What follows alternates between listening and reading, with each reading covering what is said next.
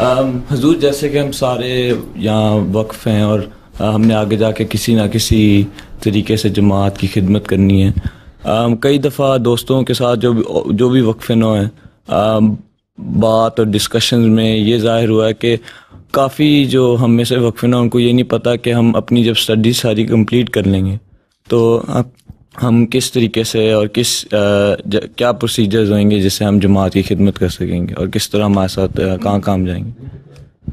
पूरा एक खुतबा दिया था, उसके आखिर में यही बताया था कि क्या करना है। वाक़फ़ीन 9-15 साल के बाद अपना बॉन्ड रिन्यू करें, फिर जब यूनिवर्सिटी में जाएं फिर कंप्लीट करें, पर तब बताएं।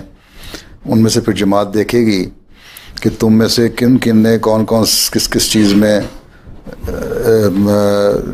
अपनी डिग्री ली है या आगे पढ़ना चाहते हो।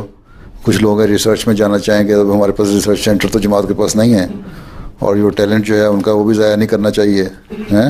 फिर जमात उनको इजाज़त देगी कि तुम रिसर्च में चले जाओ। बाद सब्जेक्ट्स पे मुनसर है, बाद ऐसे सब्जेक्ट्स हैं, इंजीनियरिंग है, सिविल इंजीनियरिंग है, लॉ है, टीचिंग है, मास्टर्स है इकनॉमिक्स वगैरह में, सोशियोलॉजी में और चीज़ों में। उनमें अगर हमें ज़रूरत होगी, हमें अपने कॉलेज स्कूल्स के लिए, तो मैं कहेंगे आओ वक्फ करो, काम करो। तो तुम लोगों ने अपने आप को अपनी एजुकेशन मुकम्मल करने के बाद पेश कर देना है।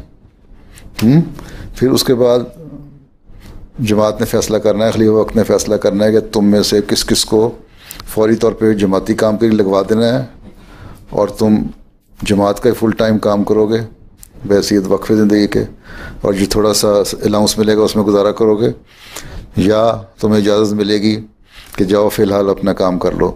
बहरहाल डॉक्टर्स टीचर्स को तो हम नहीं छोड़ेंगे हैं इंशाल्लाह ताला।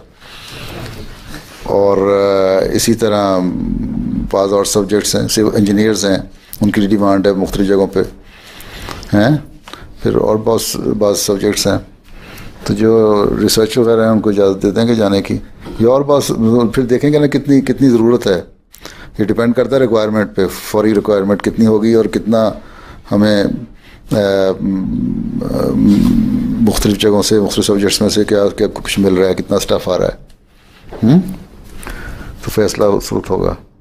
लेकिन तुम्हारा ये काम है अपनी डिग्री मुकम्मल करके इतला दो। लेकिन जैसे कि पहले भी मैंने कहा था कि चाहे तुम कोई भी मजमून पढ़ रहे हो, मेडिसिन कर रहे हो, इंजीनियरिंग कर रहे हो, या किसी और प्योर साइंसेस में जा रहे हो, रिसर्च वगैरह कर रहे हो, या सोशल साइंसेस में पढ़ रहे हो, अपने साथ जो इल्म दीन का इल्म है उसको खुद पढ़ते रहना है। कुरान करीम जो है तर्जुमा पढ़ो, उसकी कमेंट्री पढ़ो, उसका सिलेबस जो है 20-21 साल का बन गया है वो पढ़ो। वो इतना काफ़ी है कि 25 साल तक के लिए भी काफ़ी है, क्योंकि जितना नॉलेज होता है। फिर यह कि मुस्लिम किताबें पढ़ते रहो, जिनकी उर्दू नहीं पढ़नी आती। वो एसेंस ऑफ इस्लाम का उस हवाला दिया उसने।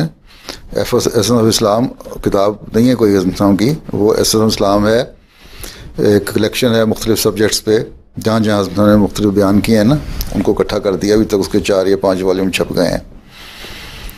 तो मुख्तलिफ किताबों से एक्सेप्ट लिए हुए हैं, तो वो लेके मुख्तलिफ टॉपिक्स के ऊपर, तो उनको पढ़ते रहो ताकि तुम्हारा दीनी इल्म भी साथ साथ बढ़ता रहे।